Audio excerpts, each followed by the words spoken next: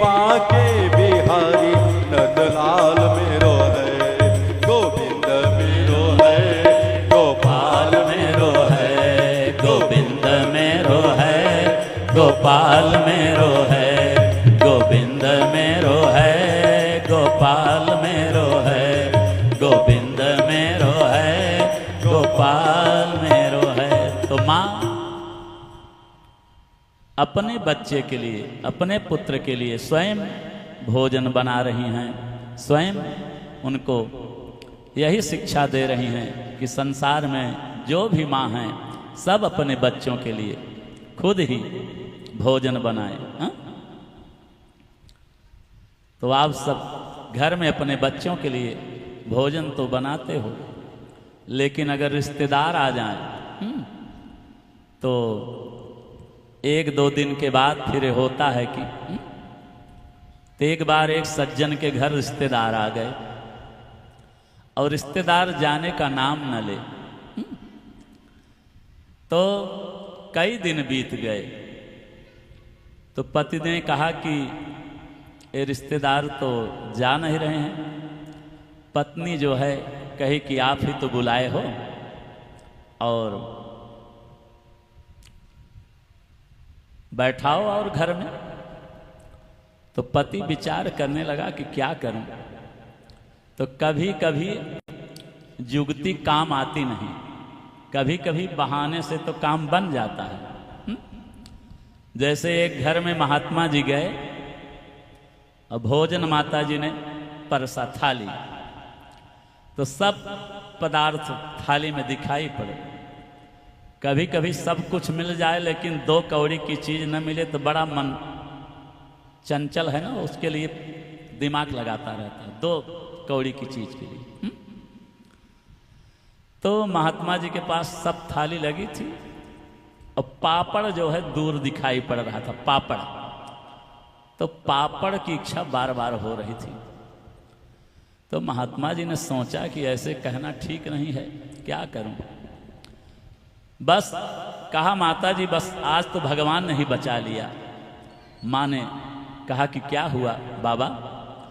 कहा बस रास्ते में आए तो एक सांप मिल गया था और इतना बड़ा था जितनी दूर वो पापड़। अरे महाराज पापड़ देना तो भूल गई आपको। पापड़ मिल गया। तो कभी कभी बहाने से काम बन जाता है। जी जय जय श्री राधे। बैठिए जी। तो घर में रिश्तेदार आ गए, जाने का नाम नहीं ले रहे हैं। तो पति ने कहा कि चलो हम लोग दोनों झगड़ा कर लेते हैं। पत्नी ने कहा कि हम लोग तो कभी लड़ाई करते नहीं। तो कहा करते तो नहीं लेकिन कर लेते हैं। तो दोपहर के समय पति पत्नी को डांटने लगा। अब पत्नी रोने लगी, तुम ही हमको डांटते हो, मैं तो घर का सब काम करती हूँ, आपके यहाँ कोई भी आ जाता है उसके खिलाने पिलाने मेरी कमर टूट जाती है। और रोने लगी। अब रिश्तेदार ड्राइंग रूम से देख रहा है कि रोना धोना चालू, आपस में झगड़ा। अपना थैला उठाया चल पड़ा। तो कहा कि अब लड़ाई झगड़े वाले घर में हम नहीं रहेंगे। शाम हुआ, फिर पतिदेव पत्नी के पास ड्राइंग रूम में भी बैठे। कहा दोपहर में क्यों रो रही थी, मैं सच ही तुमको डांट थोड़ी रहा था। पत्नी ने कहा कि मैं सच में थोड़ी रो रही थी, जैसे चाय वाय बनाई बढ़िया दोनों पी रहे थे, आनंद में बातें कर रहे थे, वैसे रिश्तेदार जो गया था वो थैला लेकर आ गया। कहा भैया मैं सच में थोड़ी गया था। बोलो भक्तवत्सल भगवान की। काहु न को सुख दुख कर दाता, निज कृत कर्म भोग सब भ्राता। तो कभी कभी युक्ति से काम बन जाती है, लेकिन कभी कभी युक्ति विफल हो जाती है। इसलिए जितना हो सके भगवान श्री कृष्ण के चरणाम्बुज का ध्यान करिए और आनंद में रहिए। इस प्रकार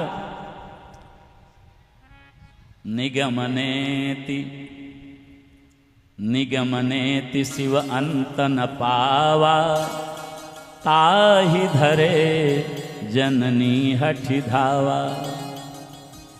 सुखदेव जी कह रहे हैं कि परीक्षित, कर लो दर्शन।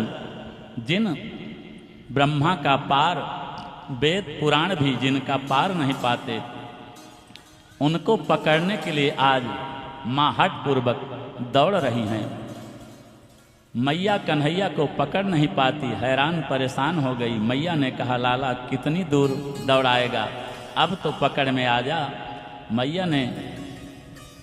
कन्हैया ने कहा, मैया एक बात बता, पकड़ने के बाद क्या करेगी? मैया ने कहा, लाला तेरी पूजा करूंगी। कन्हैया ने कहा, पूजा करेगी तो पूजा में छड़ी का तो कोई काम नहीं होगा, डंडा तो नहीं मारेगी। मैया तू छड़ी फेंक दे, मैं तेरे पास आ जाऊंगा। मैया ने छड़ी फेंक दी। कन्हैया बोले, मैया पूजा करियो। हाँ बेटा जरूर करूंगी। कन्हैया को पूजा को मतलब न समझे और पूजा कराने मैया के पास आ गए। ये छड़ी अभिमान का प्रतीक है। जब जीव इस अभिमान रूपी छड़ी को पकड़ के रखता है, तब भगवान उसके पास नहीं आते हैं। जैसे ही जीव अभिमान रूपी छड़ी को फेंक देता है, तो भगवान उसकी पकड़ में आ जाते हैं। बोलो भक्तवत्सल भगवान की जय हो। गोविंद मेरो है, गोपाल मेरो है, गोविंद मेरो है, गोपाल मेरो है, श्री बांके बिहारी नंदलाल मेरो है, श्री बांके बिहारी नंदलाल मेरो है, गोविंद मेरो है, गोपाल मेरो है, गोविंद मेरो है, गोपाल मेरो है। कुछ समय बीता। भगवान